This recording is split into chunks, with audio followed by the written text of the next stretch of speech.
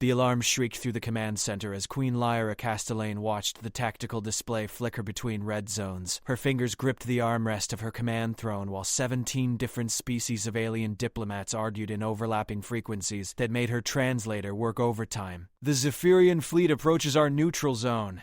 Admiral Chen's voice cut through the chaos. "They're broadcasting war declarations in 12 languages. Queen Lyra stood, her ceremonial crown catching the harsh emergency lighting. At 28, she had inherited a throne that ruled not just Earth, but the fragile human coalition that held together 47 member worlds. The weight of billions of lives pressed against her shoulders as she studied the fleet positions. "Your Majesty," the Arcturian ambassador's crystalline voice chimed. "Perhaps negotiation would be suicide," interrupted General Vex, the Zephyrian military attaché who had somehow remained neutral despite her species' aggression.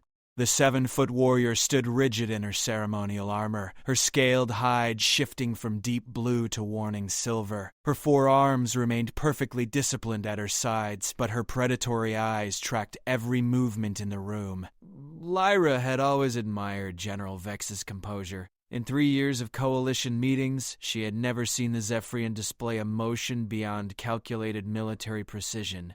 Even now, facing the reality that her own people were about to wage war, Vex maintained perfect control. "Status report," Lyra commanded. "Zephyrian Warfleet Dominus carries planet killers," Chen replied grimly. "They're demanding immediate surrender of all human territories in the outer spiral."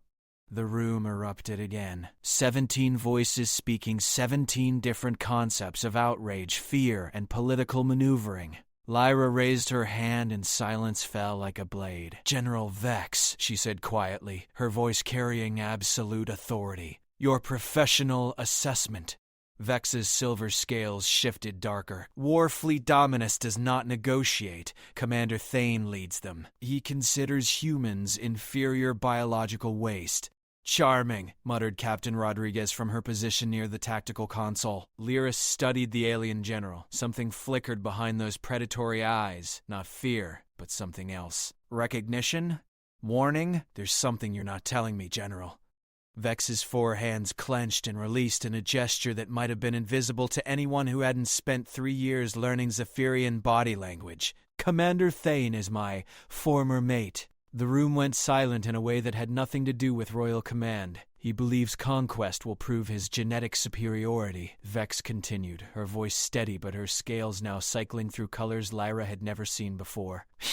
"He will not stop with human worlds." Admiral Chen's fingers flew over his console, confirming multiple Zephyrian fleets moving toward coalition territories. This isn't just about humans anymore. Queen Lyra felt the familiar weight of impossible decisions settling over her. The coalition had survived because of careful diplomacy, not military might. Humans were the mediators, the bridge builders who had convinced dozens of species to work together instead of destroying each other. Now that very unity was being threatened by the one species that had refused to join. "Options?" she asked. "Run!" said the Procyon delegate. "Surrender," suggested the vegan ambassador. "Fight," said Captain Rodriguez, her hand resting on her sidearm. General Vex stepped forward. "There is another option. Zephyrian combat doctrine includes provisions for personal challenge." Lyra felt something cold settle in her stomach. "Explain." "Single combat between champions. Winner takes all." The room exploded in protests, but Lyra held up her hand again. She was studying General Vex with new attention. The alien's scales had shifted to a pattern she'd never seen. Deep blues and silvers that seemed to pulse with internal light. "You would fight for us," Lyra said. It wasn't a question. "I would fight for the coalition," Vex corrected. But there was something else in her voice. Something personal. Admiral Chen pulled up legal codes on his display. "Zephyrian law does recognize personal challenge in matters of territorial dispute, but the challenged party chooses the terms, including the choice of champion," Lyra said slowly, understanding beginning to dawn. General Vex nodded once. Commander Thane would never refuse a direct challenge. His genetic pride would not allow it. Lyra looked around the room at faces representing dozens of species, all looking to her for leadership in humanity's darkest hour. The weight of the crown seemed to double. "Send the message," she ordered. personal challenge. Terms to be negotiated. As Admiral Chen composed the transmission, Lyra caught General Vex watching her with an expression that went beyond military respect. For just a moment, the warrior's carefully maintained composure cracked, revealing something vulnerable underneath all that disciplined strength. The first response came back within minutes. Commander Thane's face filled the main screen, all fangs and scarred hide and barely contained violence. "I accept," he snarled. "Choose your champion, human queen." Queen Lyra looked directly at General Vex. "I choose General Vex of the Zephyrian Expeditionary Forces." Thane's roar of fury shook the speakers, but underneath it, Lyra caught something else. The sound of scales shifting color very, very fast. The transmission cut to terms and conditions. Single combat in 18 hours. Location, the neutral moon of Kepler, 442c. Winner claims all disputed territories. As the diplomats began arguing about details, Lyra noticed General Vex standing perfectly still, her scales now cycling through rapid patterns that looked almost like nervousness. The queen stepped closer to her chosen champion. For the first time in 3 years, she was about to discover what lay beneath all that perfect military discipline. General Vex stood in the combat preparation chamber, her ceremonial armor replaced by the sleek functional warsuit that would carry her into battle in less than 12 hours. Queen Lyra had dismissed her security detail, an unprecedented breach of protocol that had sent Captain Rodriguez into barely contained panic. "You don't have to do this," Lyra said quietly, studying the alien warrior's reflection in the polished surface of her armor. "There are other ways." "No," Vex replied, her four hands working methodically to check weapon systems. "There are not." Lyra moved closer, noting how Vex's scales had settled into deep, steady blues, the color of determination, she had learned. But there were flickers of silver at the edges, betraying emotions the general refused to voice. "Tell me about him." "About Thane." Vex's hands paused for just a moment before resuming their precise movements. "He is everything your species considers evil. Genetic supremacist, believes might determines worth, considers all other species contamination, including humans, especially humans." Vex turned, and for the first time, Lyra saw something raw in those predatory eyes. "He cannot understand why I chose to serve in the Coalition instead of returning to Zephyr Prime for breeding assignments." The words hung in the air between them, carrying weight that went far beyond military briefings. "You chose to stay. I chose to stay." Lyra found herself studying the alien general with new eyes. Vex stood nearly 7 feet tall, her muscular frame built for war, her forearms capable of wielding multiple weapons simultaneously. But there was grace in her movements, intelligence in her tactical assessments, and something else, something that had kept her loyal to a coalition that offered nothing but respect in return for her service. "Why?" Lyra asked. Vex's scale shifted through patterns Lyra couldn't read. "Your species confuses me. That's not an answer. It is the only answer I have." Vex moved to the weapons rack, selecting a pair of curved blades that hummed with energy fields. "Zephyrians mate for genetic advantage. We ally for strategic benefit. We serve for dominance." She turned back to face the queen, and Lyra caught her breath at the intensity of the alien's gaze. "Humans serve for ideals. You risk everything for individuals you will never meet. You sacrifice advantage for principles that offer no evolutionary benefit." Vex! Scales shifted to colors Lyra had never seen before. Deep purples edged with gold. It should be weakness. It should make you easy prey. But it doesn't. No, it does not. Vex's voice dropped to barely above a whisper. "Makes you beautiful." The word hung in the air between them, alien syllables carrying human meaning. Lyra felt her heart skip as she realized what she was hearing.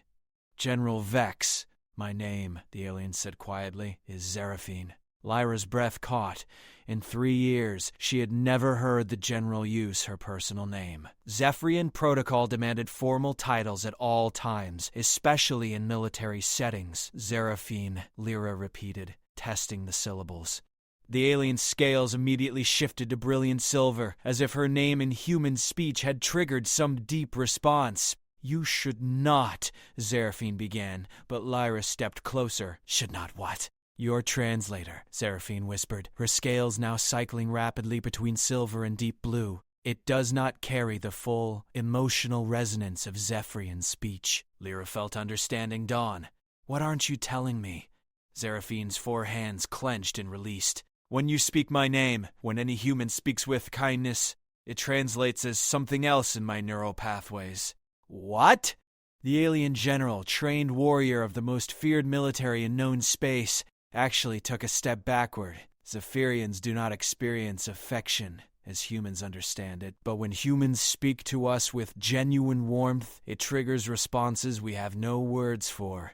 Lyra moved closer, and Seraphine's scales brightened to almost painful intensity. Show me, Lyra said softly. Your Majesty? Lyra, the Queen corrected. My name is Lyra. Seraphine made a sound that might have been a gasp, her scales now shifting so rapidly they became a blur of silver and gold. Her 4 arms wrapped around herself in what could only be described as a defensive posture. I cannot, she whispered. Tomorrow I may die fighting someone who once shared my genetic material. I cannot. Cannot what? Seraphine's voice broke. Cannot pretend that serving humanity has been about duty. The admission hung between them, like a bridge neither could cross. Lyra found herself studying the alien warrior's face.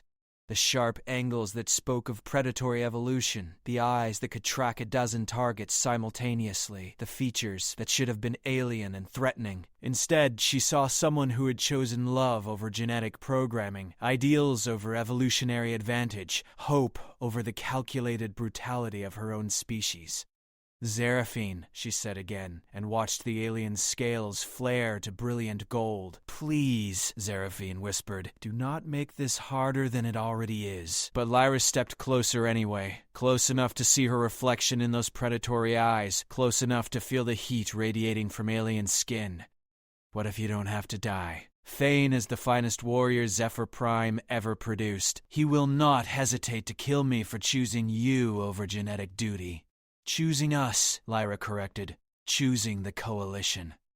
Seraphine's scales dimmed to deep blue. No, she said quietly. Choosing you. The words carried weight that made Lyra's breath catch. Around them, the combat preparation chamber hummed with technology designed for war, but she could only focus on the alien general's face. Then don't die, she said simply. Come back to me! Seraphine's scales exploded into patterns of silver and gold that hurt to look at directly. Her forearms trembled as if she was fighting some internal battle between duty and desire. I will try, she whispered. Outside, alarms began to sound. Transport to the combat zone would begin in 6 hours. Admiral Chen's voice echoed through the ship's communication system as Queen Lyra made her way to the observation deck. 2 hours until combat begins. All Coalition vessels maintaining safe distance from Kepler. 442C as agreed. Lyra pressed her palm against the viewport, watching the small moon grow larger on the approach vector. Somewhere on that barren surface, Seraphine was conducting final weapons checks, while Commander Thane presumably did the same. The observation deck filled with quiet voices as Coalition representatives gathered to witness what might be the end of everything they had built together. Lyra noticed several species had sent their most senior diplomats, a sign of just how much hung in the balance. Captain Rodriguez appeared at her elbow. Medical teams are standing by, she reported quietly. Both human and Zephyrian protocols. Dr. Martinez has been studying Zephyrian physiology for the past 6 hours. Expecting casualties? Preparing for them, Rodriguez corrected. On the tactical display, 2 red dots appeared on opposite sides of the moon's designated combat zone. Seraphine and Thane taking their positions for a fight that would determine the fate of 47 worlds. Your Majesty, the Procyon delegate approached with obvious reluctance. If our champion falls, she won't, Lyra said with more confidence than she felt. But if she does, the delegate pressed, the Coalition will honor the terms? Full withdrawal from disputed territories? Lyra's reflection stared back at her from the viewport. Young face. Old eyes, a crown that had become heavier with each crisis. Yes, the Arcturian ambassador's crystalline voice chimed softly. Perhaps we should discuss contingency plans. No, Lyra's voice carried absolute finality. "We trust our champion." On the moon's surface, the combatants moved into position. The combat zone was a natural amphitheater of stone and metal deposits that would provide no cover and no tactical advantages. Pure skill against pure skill. Admiral Chen's voice filled the observation deck. "Combat begins in 60 seconds. Both participants have confirmed ready status." Lyra watched the display with her heart hammering against her ribs. 2 dots on a tactical screen, but she could see Seraphine's face in her mind. Those predatory features softened by something that went beyond duty. Scales shifting colors that spoke of emotions her species wasn't supposed to feel. 30 seconds. The observation deck fell silent, except for the soft humming of life support systems and the distant vibration of the ship's engines. 47 worlds held their breath. 10 seconds. Lyra closed her eyes and made a silent promise to a warrior who had chosen love over genetic programming. Combat begins now. On the display, the 2 red dots moved toward each other within human speed. The first clash lasted 3 seconds, a blur of movement too fast for human eyes to track. When they separated, both dots continued moving. "First blood to Thane," Admiral Chen reported grimly. Lyra's hands clenched into fists. Through her earpiece, she could hear the commentary from the surface observation team. Seraphine is favoring her left side. Thane's opening strike connected with her ribs, but she's still mobile, still aggressive. The dots clashed again. This time Seraphine scored, and Thane's movement pattern shifted slightly. "Combat is following classic Zephyrian patterns," Dr. Martinez's voice added from the medical bay. "Both fighters are testing each other's defenses. The real battle hasn't begun yet." For 20 minutes, the 2 warriors circled and struck and separated, trading wounds that would have killed most humans but barely slowed their alien physiology. Lyra found herself tracking every movement, reading tactical patterns she had never studied but somehow understood. "Seraphine is adapting faster," Admiral Chen observed. "She's using techniques I don't recognize." "Coalition combat training," Lyra said quietly. "She's been learning from 17 different species for 3 years." On the display, Seraphine's movement pattern suddenly changed. Instead of the purely Zephyrian assault tactics Thane expected, she began incorporating elements Lyra recognized. Arcturian mobility techniques, vegan defensive flowing, human unpredictability. "What is she doing?" the Procyon delegate asked. "Winning," Lyra whispered. Thane's movement became more aggressive, more desperate. He had trained to fight Zephyrian opponents using Zephyrian methods. Seraphine was fighting like something entirely new. The final clash came without warning. Both dots converged at the center of the combat zone and stayed there, motionless for long seconds. "Surface team report," Admiral Chen commanded. "Static," answered him. "Surface team, please respond." More static, then finally. Combat concluded. Winner, General Seraphine. The observation deck erupted in voices from 17 different species, but Lyra only heard her own heartbeat thundering in her ears. "Medical status?" she asked. "Both participants alive," came the reply. "Seraphine is mobile, Thane is not." "Transport," Lyra ordered. "Emergency medical protocols for both combatants." "Your Majesty," Captain Rodriguez said quietly. "Protocol suggests you should remain on the command ship until—" "Protocol," Lyra said firmly, "can wait." She was already moving toward the shuttle bay. Lyra reached the medical bay just as the transport arrived. Through the viewing windows, she could see Seraphine standing upright despite obvious injuries, her scales a steady, determined blue. Behind her, Commander Thane was secured to a medical gurney, unconscious but breathing. The doors opened and Seraphine stepped through, moving carefully but under her own power. Her armor bore deep scoring marks and her left arm hung at an odd angle, but her eyes immediately found Lyra's face. "Your Majesty," she said formally, but her scales shifted to soft silver as she spoke. "The Coalition thanks you," Lyra replied, equally formal. Around them, medical staff worked efficiently to treat both combatants, while diplomats began discussing the terms of Zephyrian withdrawal from disputed territories. But Lyra only had eyes for the warrior who had risked everything for ideals that offered no evolutionary advantage. "How do you feel?" she asked quietly.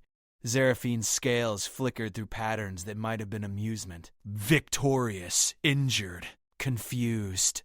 Confused? I expected to die honorably. Instead, I find myself continuing.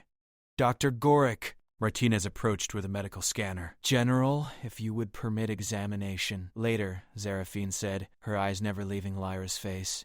First, I must ask something of my queen. The medical bay fell silent. Even the diplomats stopped their negotiations to listen. Ask, Lyra said. In Zephyrian culture, combat victories earn genetic breeding rights. I have defeated the finest warrior of my species in single combat. Seraphine's scales began shifting through colors faster than any human translator could follow. This grants me choices I did not have before. What kind of choices? The choice to select my own mate, based on preference rather than genetic compatibility. Lyra felt her heart skip. Around them, 17 species of diplomats suddenly found their datapads extremely interesting. And what, Lyra asked carefully, would your preference be? Seraphine stepped closer, close enough that Lyra could see her reflection in those predatory eyes, close enough to feel alien warmth radiating through damaged armor. I would choose, the warrior said quietly, to serve someone who fights for ideals instead of genetics, someone who risks everything for people she will never meet, someone who calls me by my name and makes my scales betray emotions I am not supposed to feel. Seraphine, Lyra whispered. The alien general's scales exploded into brilliant patterns of silver and gold that hurt to look at directly. Her forearms began to tremble. You do that, she said, her voice breaking. You say my name, and my entire neural system responds in ways my species has no words for. Lyra stepped closer. Show me. Here? Now? In front of... Show me. Seraphine's scales dimmed to deep blue, then suddenly flared to brilliant silver as she made her decision. Her forearms reached out slowly, carefully, as if she was approaching something precious that might break. When her hands, all 4 of them, came to rest gently on either side of Lyra's face, her scales brightened to patterns that filled the medical bay with shifting light. In Zephyrian, she whispered, this is called claiming. It means I choose you above genetic duty, above species loyalty, above evolutionary advantage. And in human? Lyra asked. In human, Seraphine said, her voice soft and uncertain, I believe it would be called love. The word hung in the air between them, alien syllables carrying human meaning, 2 species choosing connection over biological programming. Lyra reached up to touch one of the 4 hands cradling her face. Then in human, I claim you too. Seraphine's scales brightened until they were almost painful to see, but neither of them moved away. Around them the medical bay waited in respectful silence. 17 species of diplomats who had spent their careers mediating between different forms of life watched something new being born, not diplomacy or politics or military alliance, but simple choice transcending everything they thought they understood about how different species could connect. Your Majesty? Admiral Chen's voice came softly through the communication system. The Zephyrian fleet is requesting orders. Without taking her eyes off Seraphine's face, Lyra replied, tell them they serve General Seraphine now. And General Seraphine serves the coalition. And the General, Seraphine added, her scales now cycling through every color spectrum visible to human eyes, serves her queen. The communicator crackled with what might have been Commander Thane regaining consciousness, but Dr. Martinez's sedatives sent him back under before he could speak. Looks like, Captain Rodriguez observed dryly, we're going to need new diplomatic protocols. Lyra laughed, the first genuine sound of joy she had made in weeks. I think, she said, studying the alien warrior whose scales were painting rainbow patterns across the medical bay walls, we can figure it out as we go. Seraphine's 4 hands tightened gently around her face. Is that? The alien general asked, her voice carrying wonder that translated perfectly across species lines. What humans call faith? Among other things, Lyra replied, and leaned into the warmth of an embrace that had been 3 years in the making. Outside, 47 worlds continued spinning, but for the first time in months, Queen Lyra Castellan wasn't carrying their weight alone.